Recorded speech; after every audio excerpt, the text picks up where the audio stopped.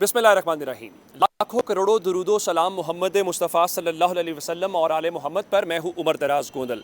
मैं right no Islamabad के अंदर ही मौजूद हूँ और इस्लामाबाद के अंदर बहुत सारी चीज़ें आज मैंने यहाँ के देखी हैं और बहुत सारी मैंने ढूंढी भी हैं। तो मैं आपको इस्लामाबाद से आज कोई खबरें देना चाहता हूँ और पहली खबर यह है कि इस्लामाबाद में एक बहुत बड़ा सरेंडर हुआ है। और वो सरेंडर क्या है, मैं आपको पूरे वसूख से ये कहना चाहता हूँ कि हुकूमत के अंदर सब अच्छा नहीं है।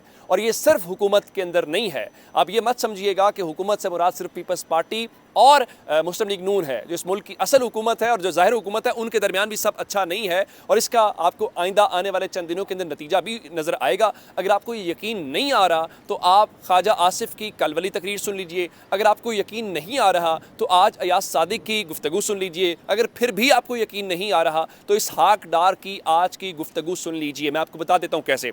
वो इसहाक डार जो हमें बताते थे कि उनका 25-30 साल का एक्सपीरियंस है और उनसे बेहतर IMF को कोई जानता नहीं है, उनसे बेहतर कोई हैंडल करना नहीं जानता। तो आज उन्होंने क्या फरमाया। अब वो जो IMF को डील करना चाहते थे, वो कहते हैं जनाब कि IMF चाहता है कि पाकिस्तान श्रीलंका बने और फिर मुज़ाकरात करें। आपने हमें बताया था कि श्रीलंका बनने की तमाम कोशिशें आपने नाकाम बना दी हैं। आपने हमें बताया था कि आपने सियासत कुर्बान करके रियासत बचा ली है, अब आप चीखें मारना चाहते हैं। मैंने आपको आज ही खबर दी थी और ख़बर क्या थी कि IMF ने पाकिस्तान के मौजूदा बजट को मुस्तरद कर दिया है और उनके मुताबिक ये नुकसानदेह है। पाकिस्तान ने अपॉर्चुनिटी मिस कर दी है। आपने टैक्स कलेक्शन का नादर मौका जो है गंवा दिया है। उनके मुताबिक अब इसहाक डार अपनी नाकामी को तस्लीम करने की बजाय ये कह रहे हैं जी हमारे खिलाफ जियो पॉलिटिक्स हो रही है कि पाकिस्तान डिफ़ॉल्ट कर जाए।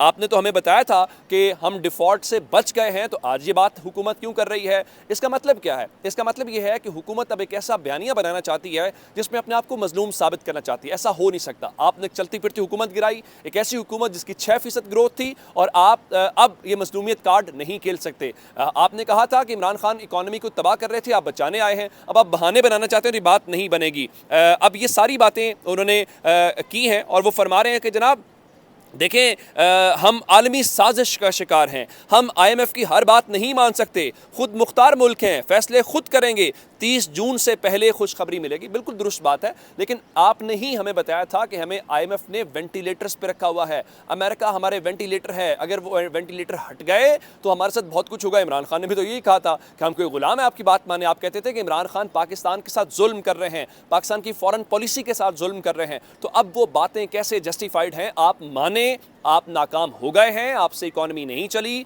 आपने इमरान खान की हुकूमत गलत गिराई, पाकिस्तान के साथ ज्यादती की गई। तो अब ये आपको बातें, और ज़रा अंदाज़ा कीजिए कि इसहाक डार साहब फ्रस्ट्रेशन का शिकार हैं, सवालों के जवाब नहीं देते। उसके बाद वो एक ऐसे वज़ीर ख़जाना है जिनको अब लगता है सहाफ़ियों से भी डर लगता है। इस्लामाबाद के अंदर आज वो जब जा रहे थे तो आप यकीन माने कि सिक्योरिटी हिसार के अंदर थे। मुझे नहीं मालूम कि ऐसे चीज़ें कैसे चल सकती हैं और उसका हमें क्या जो नतीजा है वो मिल सकता है। अच्छा, आगे चल के एक जो इस असल खबरें हैं मैं आपको मजीद बताना चाहता हूँ उस चीज़ से हट के, और वो है मूडीज़ से मुतल्लिक। मूडीज़ से मुतल्लिक क्या है? मूडीज़ इससे पहले भी आपने ब्लूमबर्ग का देखा। ब्लूमबर्ग कह रहा था कि IMF डील पाकिस्तान से दूर हो रही है, और IMF डील दूर होने का मतलब ये है कि खुदा न खास्ता पाकिस्तान जो है वो डिफ़ॉल्ट कर सकता है। अब इससे थोड़ी देर पहले ब्लूमबर्ग के छोड़ के मूडीज़ ने कहा है कि निजी और कमर्शियल बैंक रून कर्जे वापस ना होने पर पाकिस्तान के डिफ़ॉल्ट करने का खदशा है। मुझे ये बताइए कि इसका नुकसान किसको होगा? पाकिस्तान को नुकसान होगा। अब इमरान खान का काम कैसे आसान हो गया? इमरान खान का काम आसान हो गया है जो काम 70-75 सालों में नहीं हो सका। पीपल्स पार्टी, नून लीग मिल के मुकमका करते रहे, जो खेल खेलते रहे। इमरान खान ने बता दिया इनके पास कोई प्लान नहीं है। ये अवाम को बेवकूफ़ बनाते रहे। ये दोनों पार्टीज मिल के भी हुकूमत नहीं चला सकती तो अकेली कैसे चला सकती हैं? अब आप कराची की तरह इलेक्शन करवाना चाहते हैं तो आप करवा लीजिए। जिसका बड़ा सबसे खूबसूरत जो तबसरा मैं आपसे शेयर करना चाहता हूँ, शौकत सिद्दीकी साहब जिनको निकाला गया था इस्लामाबाद हाई कोर्ट से, उन्होंने सबसे बेहतरीन तबसरा किया है। उनके मुताबिक मुर्तज़ा वहाब साहब को बतौर मेयर कराची पर नाफिज करना जमहूरियत से बेहतरीन इंतकाम है। वाक़तन जमहूरियत से और पाकिस्तान से जो इंतकाम है वो लिया गया है। अब मैं आपको इस वक्त बताना क्या चाहता हूँ, खबर क्या है? खबर ये है कि इनके तजर्बाकारों के आने की वजह से पाकिस्तान में जो बड़ी सनतों की पैदावार है उसमें इस माली साल में 9% से ज़ायद की कमी हुई है, और जिसका मतलब ये है कि पाकिस्तान के تقریباً جو تمام صنعتی شعبے ہیں یعنی تمام جو آپ کے انڈسٹریل ہیں اس کے اندر کمی ریکارڈ کی گئی ہے۔ اگر موجودہ سال اپریل کے مہینے کی بات کی جائے تو گزشتہ سال اور اس سال کا کیا جائے تو پچھلے اپریل جب عمران خان کی حکومت تھی اور یہ اپریل جو پی ڈی ایم کی حکومت ہے 21% کمی اس کے اندر ریکارڈ کی گئی ہے، 9% مجموعی ہے اور اپریل کے مہینے کے اندر 21% ہے۔ اس کے آپ اندازہ لگا لیجئے کہ پاکستان کے حالات و واقعات کیا ہیں۔ آپ کا جو ٹیکسٹائل ہے وہ زبوں حالی کا شکار ہے اور اب اگر آپ دیکھ لیجئے تو اس سے آپ کا ہونے کیا والا ہے اور آپ کن چکروں میں پڑے ہوئے ہیں۔ آپ عمران خان کو ٹرائل کرنے والے ہیں، آپ عمران خان کو ملٹری کورٹ کے اندر لے کے جانا چاہتے ہیں، بہت اچھی بات ہے۔ آج ہی زاہد گشکوری بتا رہے تھے کہ کچھ مقدمات بھیجے گئے ہیں اور مزید مقدمات جو ملٹری کورٹس کے اندر ہیں وہ بھجوائے جا رہے ہیں، بالکل ضرور کیجئے۔ لیکن آج وکلاء نے ایک بہت بڑا اکٹھ کیا ہوا تھا اور یہ اکٹھ جو ہے وہ لاہور ہائی کورٹ کے اندر کیا گیا، بار ایسوسیشن سپریم کورٹ کی ہے اس کے زیر اہتمام، اور وہاں پہ سپریم کورٹ بار کے جو صدر ہیں عابد زبیری صاحب اور حامد خان جو ہیں اور لطیف کھوسہ اور دیگر جو بڑے پرومیننٹ وکلاء ہیں وہ سب وہاں پہ موجود تھے اور وہ اس وقت جو ملٹری کورٹ کا معاملہ ہے یا پاکستان کے دستور کے اوپر عمل درآمد کا معاملہ ہے اس چیز کو لے کے وہاں پہ اپنے حوالے سے وہ چیزیں کر رہے ہیں اور وہ آواز اٹھا سکتے ہیں، لیکن آواز اٹھانے کے حوالے سے اب کیا ہوگا؟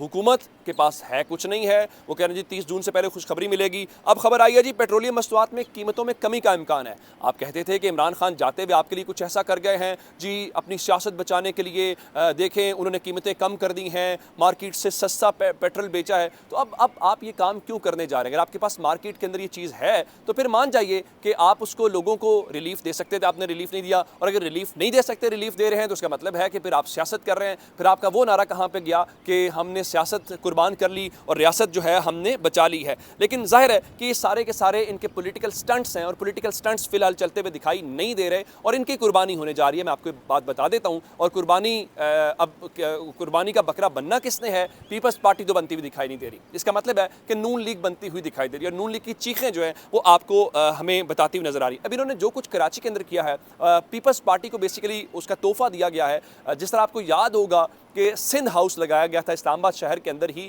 جہاں پہ عمران خان کی حکومت گرائی گئی تھی، ایک بالکل ویسا ہی ورژن ہمیں دیکھنے کو ملا ہے کراچی کے اندر۔ تو ایسا کیوں ہے کہ جب پیپلز پارٹی ہوتی ہے تو وہ عوامی مینڈیٹ کو تسلیم نہیں کرتے؟ 1971 کی بات ہے، تب بھی نہیں مانا تھا۔ جو کچھ پاکستان کے ساتھ ہوا میں اس کی بات نہیں کرنا چاہتا، اب بھی یہ دنیا کا منفرد ریکارڈ ہوگا کہ اکثریت والی جماعت کا میئر نہیں بنا، اقلیت والی جماعت کا بنا ہے، اور اقلیت والی جماعت والے بن کے پھر بھی جمہوریت کا، آئین کا اور قانون کا بھاشن دے رہے ہیں۔ یہ پاکستان کے اندر ہی ہو سکتا ہے، دنیا کے کسی اور کونے کے اندر تو کم از کم یہ پاسبل نہیں ہے۔ اب اس کے اوپر جماعت اسلامی کا ریئیکشن آئے گا، اور نعیم الرحمان صاحب نے پریس کانفرنس کی اور نعیم الرحمان صاحب کہہ رہے تھے کہ ہم اس الیکشن کو یا اس کے نتائج کو بالکل نہیں مانیں گے، ماننا بھی نہیں چاہیے، کیوں مانیں؟ اس میں کوئی ایسی ماننے والی بات ہے بھی نہیں ہے۔ لیکن اچھی بات یہ ہے کہ کل اس کے اوپر ریئیکشن نظر آ رہا ہے۔ بیسیکلی یہ صرف جماعت اسلامی کو ریئیکشن نہیں دیا گیا، میں نے آپ کو پچھلی ویڈیو میں بتایا تھا، یہ پیغام عمران خان کو دیا گیا ہے کہ آپ کو بھی نہیں جیتنے دیں گے، آپ جس کے ساتھ کھڑے ہوں گے ہم اس کو بھی نہیں جیتنے دیں گے، لیکن کب تک؟ جن گھوڑوں کے اوپر آپ پیسے لگا رہے ہیں وہ گھوڑے تو مارکیٹ میں نہیں چلتے ہوئے نظر آ رہے ہیں، ان کو تو عوام بھی مسترد کر چکی ہے، ان کو تو کوئی بھی سننے کو تیار نہیں ہے۔ اب جماعت اسلامی جو ہے کل یوم سیاہ منانے کا اعلان کر رہی ہے، میرا خیال ہے کل ان کو تحریک انصاف کو بھی باہر نکلنا چاہیے، اور تحریک انصاف نے بیچارے گرفتار تو ہو رہے ہیں تاکہ پتہ چل جائے گا کہ ملک میں کوئی آئین قانون جمہوریت کی ابھی اجازت ہے یا مکمل طور پہ بین کر دیا گیا۔ ایک خبر عمران خان سے متعلق ہے، اسلام آباد ہائی کورٹ کی آج کی، وہاں پہ توشہ خانہ فوجداری کا معاملہ ہے جس کے اوپر اس کے قابل سماعت ہونے کے حوالے سے اس وقت سماعت ہو رہی ہے، اور فی الحال اس سماعت کو 20 جون تک ملتوی کر دیا گیا ہے، اور 20 جون تک ہی جو اس کا حکم امتناع دیا گیا تھا سیشن کورٹ کو کہ آپ اس کا وہ ٹرائل روک دیں، اس کے اندر بھی ایکسٹینشن کر دی گئی ہے۔ آج عمران خان کے جو وکیل ہیں بیرسٹر علی ظفر، ان کے متعلق بتایا گیا ہے کہ وہ اویلیبل نہیں تھے، وہ سپریم کورٹ کے اندر بزی تھے، جس وجہ سے آج اس کیس کی سماعت نہیں ہو سکی۔ تو یہ کیس بڑا امپورٹنٹ ہے، یہاں پہ عمران خان کو ریلیف مل سکتا ہے۔ اگر یہ ریلیف مل گیا تو وہ گورنمنٹ نے جو گلے پھاڑ کے شور کر کے ٹی وی کے اوپر اتنا ٹائم لے کے توشہ خانہ کیا، میرا خیال ہے کہ توشہ خانہ کے اس غبارے سے بھی ہوا نکل جائے گی۔ فی الحال ان کے پاس کسی قسم کا کوئی ایسی چیز نظر نہیں آ رہی جو عوامی سطح پر بیچ سکیں۔ تو یہ اب تک کی اپڈیٹس تھی، اپنا بہت سا خیال رکھیے گا، خدا حافظ۔